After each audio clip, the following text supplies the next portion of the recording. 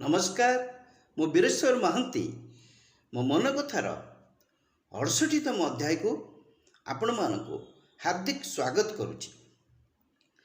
गत 67तम अध्याय रे मु आमर ओडिया चलचित्रर जे जनक मोहन सुंदर देवगोस्वामी किपरि भावरे गोटे प्रथम सभा ओडिया चलचित्र निर्माण करी चलचित्र जगत रे ओडिशार चलचित्र जगत रे एक गौरवोज्जवल अध्यायर शुभारंभ करथिले से विषय रे आमे किछिटा आलोचना करथिले। तेबे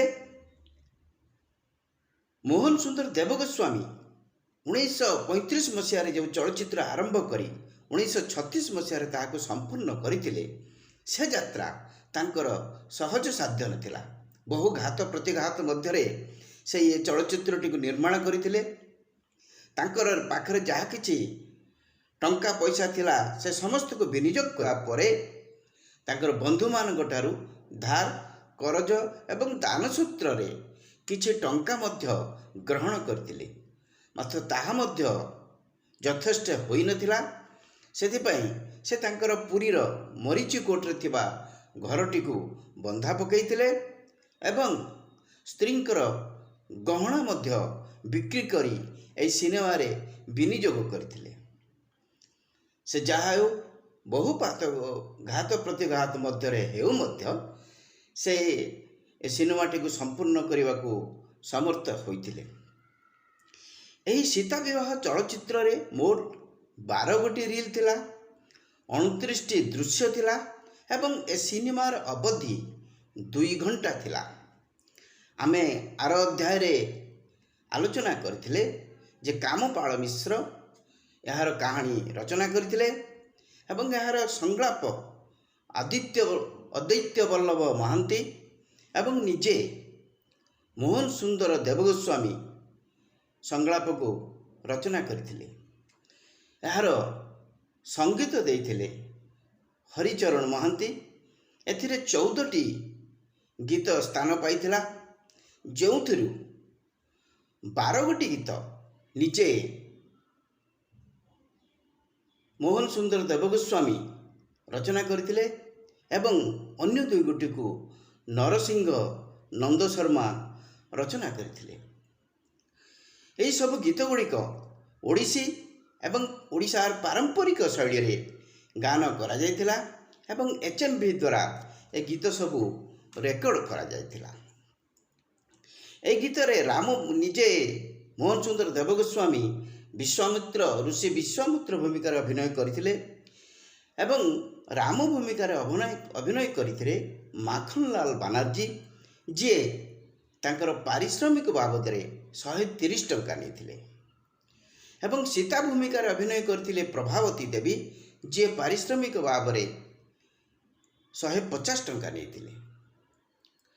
आदित्य वल्लभ महांती लक्ष्मण भूमिका रे अभिनय करथिले से बाबद रे 35 टंका नेथिले एवं अन्य जो कलाकार माने एथिरे अभिनय करथिले समस्ते प्राय गस्त खर्च नै एथिरे अभिनय करथिले। अन्य कलाकार मान थिले कृष्णचंद्र सिंह, बुद्धिमती, पार्वती एमती अन्य कलाकार माने बहु कलाकार नरसिंह नंद शर्मा एमती बहु कलाकार माने एथिरे अंशग्रहण करथिले एवं समानकर अभिनय एथिरे खूब निखुण थिला। माखनलाल बानर्जी राम भूमिकार अभिनय एवं कृष्णचंद्र सिंह नाउरी भूमिकार अभिनय लोकमानक मध्य बहुत जनप्रिय होइथिला। तेबे ए सिनेमा 1936 मसीहा एप्रिल 28 तारिख रे लक्ष्मी टॉकीज रे मुक्ति लाभ करिथिला। अनेक समय रे मनरे कथा आसे जे जदियो ए चलचित्र मार्च 23 1936 रे संपूर्ण होइतेला यह एप्रिल 28 1936 रे मुक्ति लाभ करिथिला काहेकि एप्रिल 28 1936 होची मधुबाबूंकर जन्म दिवस। ମଧୁବାବୁ ଓଡ଼ିଆର ଜଣେ ସ୍ୱାଭିମାନୀ ପୁରୁଷ ଥିଲେ, ଓଡ଼ିଶାର ସ୍ୱାଭିମାନୀ ପୁରୁଷ ଥିଲେ। ଏବଂ ସେହିପରି ଭାବରେ ମୋହନ ସୁନ୍ଦର ଦେବଗୋସ୍ୱାମୀ ମଧ୍ୟ ତାଙ୍କର ଏକ ସ୍ୱାଭିମାନ ଥିଲା। ସେହି ସ୍ୱାଭିମାନକୁ ନେଇ ସେ ଗୋଟିଏ ପ୍ରଥମ ଓଡ଼ିଆ ଚଳଚ୍ଚିତ୍ର ନିର୍ମାଣ କରିଥିଲେ। ସେଥିପାଇଁ ସେ ମଧୁବାବୁଙ୍କର ଜନ୍ମଦିନରେ ଏ ଚଳଚ୍ଚିତ୍ରକୁ ମୁକ୍ତିଲାଭ କରିବା ପାଇଁ ନିଷ୍ପତ୍ତି କରିଥିଲେ। ଏ ଚଳଚ୍ଚିତ୍ର ଯେତେବେଳେ ପ୍ରଥମେ ଲକ୍ଷ୍ମୀ ଟକିଜରେ ପ୍ରଦର୍ଶିତ ହେଲା, ବହୁ ଲୋକ ଗୋଟିଏ ଦିନ ଆଗରୁ ଆସି ପୁରୀରେ ଅପେକ୍ଷା କରିଥିଲେ ଏହାକୁ ଦେଖିବା ପାଇଁ। ଏବଂ ଯେତେବେଳେ ଚଳଚ୍ଚିତ୍ରରେ ରାମ ଏବଂ ସୀତା ଆବିର୍ଭାବ ହୋଇଥିଲେ, ଲୋକମାନେ ପୁଷ୍ପବୃଷ୍ଟି କରିଥିଲେ ଏବଂ ସ୍ତ୍ରୀ ଲୋକମାନଙ୍କର ହୁଳହୁଳି ଶବ୍ଦରେ କମ୍ପି ଯାଇଥିଲା, ଲକ୍ଷ୍ମୀ ଟକିଜର ପ୍ରେକ୍ଷାଳୟ ଗୃହ କମ୍ପି ଯାଇଥିଲା। ଏବଂ ମୋଟାମୋଟି ଭାବରେ ଏ ଚଳଚ୍ଚିତ୍ର ବହୁ ଭାବରେ ଲୋକମାନଙ୍କ ଦ୍ୱାରା ଆଦୃତ ହୋଇଥିଲା। ଅନେକ ପ୍ରକାର ବୈଷୟିକ ତ୍ରୁଟି ଥିବା ସତ୍ତ୍ୱେ ଏ ଚଳଚ୍ଚିତ୍ର ବ୍ୟବସାୟିକ ସଫଳତା ଲାଭ କରିଥିଲା।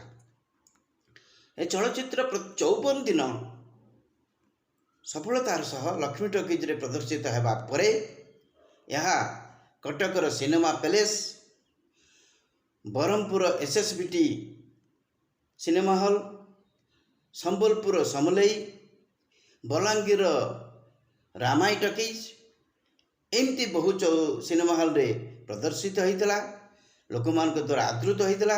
ଏହାପରେ ରାଧାକୃଷ୍ଣ ଚାମେଲିଆ ଭ୍ରାମ୍ୟମାଣ ଚଳଚ୍ଚିତ୍ର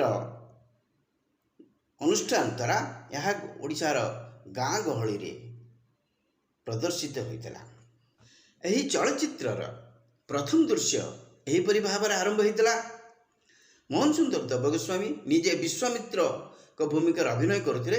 ପ୍ରଥମ ଦୃଶ୍ୟରେ ଋଷି ବିଶ୍ୱାମିତ୍ର ଯାଇ ଦଶରଥଙ୍କର ରାଜ ଦରବାରରେ ଉପସ୍ଥିତ ହୁଅନ୍ତି ଏବଂ ତାଙ୍କୁ ସେଠାରେ ଭବ୍ୟ ସମ୍ବର୍ଦ୍ଧନା ଦିଆଯାଏ। ଏବଂ ତାପରେ ସେ ତାଙ୍କର ସେ ରାଜସଭାକୁ ଆସିବାର କାରଣ କହନ୍ତି। ସେ କହନ୍ତି ସେ ଏକ ଯଜ୍ଞ ଜନସାଧାରଣଙ୍କ ହିତ ଅର୍ଥରେ ହିତ ପାଇ କରୁଛନ୍ତି, ଯେଉଁ ଯଜ୍ଞକୁ ଅସୁର ଅସୁରୀମାନେ ତା ଦେହରେ ବାଧାବିଘ୍ନ କରୁଛନ୍ତି, ସୃଷ୍ଟି କରୁଛନ୍ତି, ଯାହାଦ୍ୱାରା ତାଙ୍କର ମନସ୍କାମନା ପୂର୍ଣ୍ଣ ହୋଇପାରୁନାହିଁ। ସେ ଏ ବାବଦରେ ସେ ଚାହୁଁଥିଲେ ଯେ ରାମ ଏବଂ ଲକ୍ଷ୍ମଣ ଯାଇ ତାଙ୍କୁ ଏ କାର୍ଯ୍ୟରେ ସାହାଯ୍ୟ କରନ୍ତୁ ଏବଂ ଅସୁରମାନଙ୍କୁ ନିପାତ କରନ୍ତୁ। ତାପରେ ରାମ ଏବଂ ଲକ୍ଷ୍ମଣ ପିତାଙ୍କର ଅନୁମତି ନେଇ ଋଷି ବିଶ୍ୱାମିତ୍ରଙ୍କ ସାଙ୍ଗରେ ଯାଇଛନ୍ତି ଏବଂ ସେ ସେଠାରେ ଯାଇ ଅସୁରମାନଙ୍କୁ ବିନାଶ କରି ସେ ଯଜ୍ଞକୁ ସମ୍ପନ୍ନ କରିଛନ୍ତି। ସଫଳ ଭାବରେ ଯଜ୍ଞ ସମ୍ପନ୍ନ ହୋଇଛି। ତାପରେ ଆଗକୁ ବଢ଼ିଛି ଏ ଦୃଶ୍ୟ ଏବଂ ଶେଷରେ ରାମ ସୀତାଙ୍କର ବିବାହ ସହିତ ଏ ଚଳଚ୍ଚିତ୍ରଟି ଶେଷ ହୋଇଛି। ଆପଣ ଏଥିରେ ଲକ୍ଷ୍ୟ କରିବେ, ଯଦିଓ ରାମ ସୀତା ବିବାହ ବିଷୟଟିକୁ ନେଇ ଚଳଚ୍ଚିତ୍ର ହେଇଛି, ସେ ଚଳଚ୍ଚିତ୍ରର ନାମ ଦିଆଯାଇଛି ସୀତା ବିବାହ। ଏବଂ ଚଳଚ୍ଚିତ୍ରରେ ସବୁଠୁ ଅଧିକ ପାରିଶ୍ରମିକ ମୂଲ୍ୟ ସୀତା ଭୂମିକାରେ ଅଭିନୟ କରୁଥିବା ପ୍ରଭାବତୀ ଦେବୀ ନେଇଛନ୍ତି। ଏଣୁ ଏକ ପ୍ରକାର ଏ ଚଳଚ୍ଚିତ୍ର ବାବଦରେ, ଚଳଚ୍ଚିତ୍ର ମାଧ୍ୟମରେ ମୋହନ ସୁନ୍ଦର ଦେବଗୋସ୍ୱାମୀ ମହିଳା ସଶକ୍ତିକରଣର ଏକ ବାର୍ତ୍ତା ଦେଇଛନ୍ତି। ବଡ଼ ଦୁଃଖର କଥା, ଏ ଚଳଚ୍ଚିତ୍ରର ପ୍ରିଣ୍ଟ ବର୍ତ୍ତମାନ ଆଉ ଦେଖିବାକୁ ମିଳୁନାହିଁ। ଏହା କୁହାଯାଏ ଯେ ଯେତେବେଳେ କଲିକତାକୁ ଏକ ଭ୍ରାମ୍ୟମାଣ ଚଳଚ୍ଚିତ୍ର ଅନୁଷ୍ଠାନରେ ପ୍ରଦର୍ଶନ ହେବା ଉଦ୍ଦେଶ୍ୟରେ ଯାଉଥିଲା, ସେଟା ଅଗ୍ନିକାଣ୍ଡରେ ଏହାର ରିଲ୍ ଗୁଡ଼ିକ ଜାଳି ପୋଡ଼ି ନଷ୍ଟ ହୋଇଯାଇଥିଲା। କିନ୍ତୁ ଏଇ ସୀତା ବିବାହର ଯେଉଁ ସ୍କ୍ରିପ୍ଟଟା, ସେ ସ୍କ୍ରିପ୍ଟଟା ତାଙ୍କର ନାତି ଯେ ମୋହନ ସୁନ୍ଦର ଦେବଗୋସ୍ୱାମୀଙ୍କର ନାତି ବହୁ ଖୋଜାଖୋଜି ପରେ ପାଇଛନ୍ତି ଏବଂ ସେ ସ୍କ୍ରିପ୍ଟ ମଧ୍ୟ ବର୍ତ୍ତମାନ ପର୍ଯ୍ୟନ୍ତ ଅଦ୍ୟାବଧି ପର୍ଯ୍ୟନ୍ତ ଅଛି। ତେବେ ଏଠାରେ ମନରେ ଗୋଟେ ପ୍ରଶ୍ନ ହୁଏ, ଯଦି ମୋହନ ସୁନ୍ଦର ଦେବଗୋସ୍ୱାମୀ ସେ ସମୟରେ ଯେଉଁ ସ୍କ୍ରିପ୍ଟକୁ ନେଇ ଗୋଟିଏ ସୀତା ବିବାହ ବୋଲି ଗୋଟିଏ ଚଳଚ୍ଚିତ୍ର ନିର୍ମାଣ କରିଥିଲେ, ସେହି ସ୍କ୍ରିପ୍ଟ ଅନୁସାରେ ଯଦି ଆଉ ଗୋଟିଏ ସୀତା ବିବାହ ଚଳଚ୍ଚିତ୍ର ନିର୍ମାଣ କରାଯାଇପାରନ୍ତା, ତାହେଲେ ମୋହନ ସୁନ୍ଦର ଦେବଗୋସ୍ୱାମୀଙ୍କ ଉଦ୍ଦେଶ୍ୟରେ ଉଚିତ ସମ୍ମାନ ଦେଇ ହୁଅନ୍ତା। ହିନ୍ଦୀ ଚଳଚ୍ଚିତ୍ରରେ ଦାଦା ସାହେବ ଫାଲ୍କେଙ୍କର ଯାହା ସ୍ଥାନ, ଓଡ଼ିଆ ଚଳଚ୍ଚିତ୍ରରେ ମୋହନ ସୁନ୍ଦର ଗୋସ୍ୱାମୀଙ୍କର ସେହି ସ୍ଥାନ। ଦାଦା ସାହେବ ଫାଲ୍କେ ଯେତେବେଳେ ତାଙ୍କର ପ୍ରଥମ ଚଳଚ୍ଚିତ୍ର ନିର୍ମାଣ କରିଥିଲେ 1913 ମସିହାରେ, ସେଥିରେ ଖର୍ଚ୍ଚ ହୋଇଥିଲା, ରାଜା ହରିଶ୍ଚନ୍ଦ୍ର ସିନେମାରେ ସେଥିରେ ଖର୍ଚ୍ଚ ହୋଇଥିଲା 15,000 ଟଙ୍କା।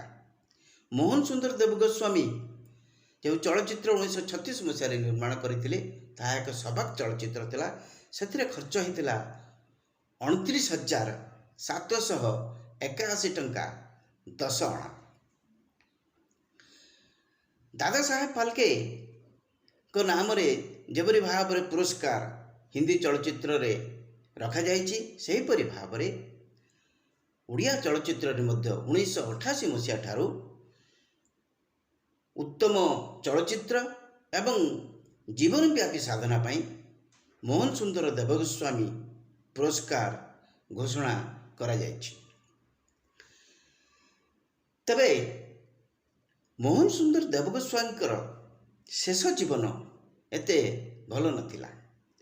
ସେ ଶେଷ ବେଳକୁ ବହୁତ ଅର୍ଥନୈତିକ ଅସୁବିଧା ଅନୁଭବ କରିଥିଲେ ଏବଂ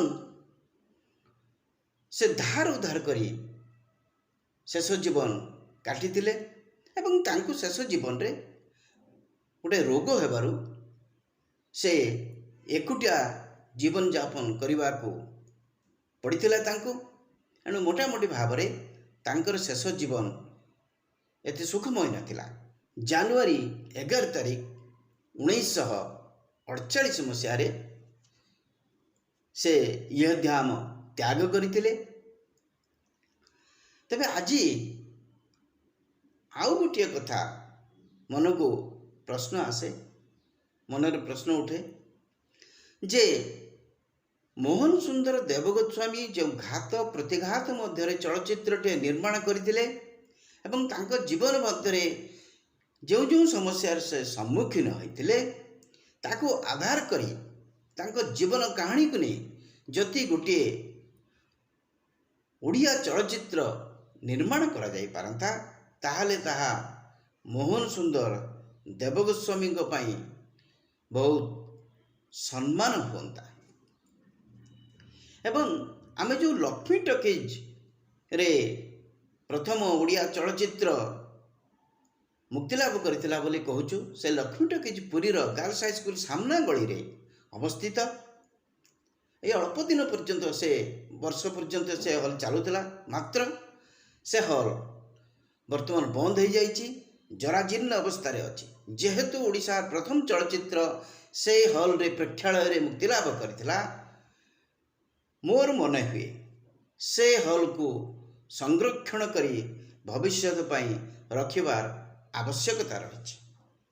ସେ ଯାହା ହେଉ, ଆମେ ଓଡ଼ିଶା ଚଳଚ୍ଚିତ୍ରର ଯେ ଜନକ, ଓଡ଼ିଶା ନାଟ୍ୟ ଜଗତର ଯେ ପଟ୍ଟପୁରୋଧା, ରାସଗୁରୁ, ରାସମାଷ୍ଟ୍ରେ, ବିଶିଷ୍ଟ ସଙ୍ଗୀତଜ୍ଞ, ନାଟ୍ୟକାର, ଗାୟକ ମୋହନ ସୁନ୍ଦର ଦେବଗୋସ୍ୱାମୀଙ୍କର ପ୍ରଥମ ସବାକ ଓଡ଼ିଆ ଚଳଚ୍ଚିତ୍ର ପାଇଁ ଓଡ଼ିଆ ଜାତି ତାଙ୍କ ପାଖରେ ସବୁଦିନ ପାଇଁ ନତମସ୍ତକ ହୋଇ ରହିବ।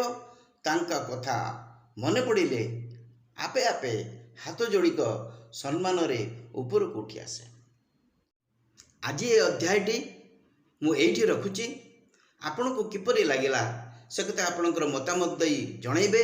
ଯଦି ଭଲ ଲାଗିଥାଏ ଲାଇକ୍ କରିବେ, ସେୟାର କରିବେ, ସବସ୍କ୍ରାଇବ୍ କରିବେ। ନମସ୍କାର, ଜୟ ଜଗନ୍ନାଥ, ବନ୍ଦେ ଉତ୍କଳ ଜନନୀ।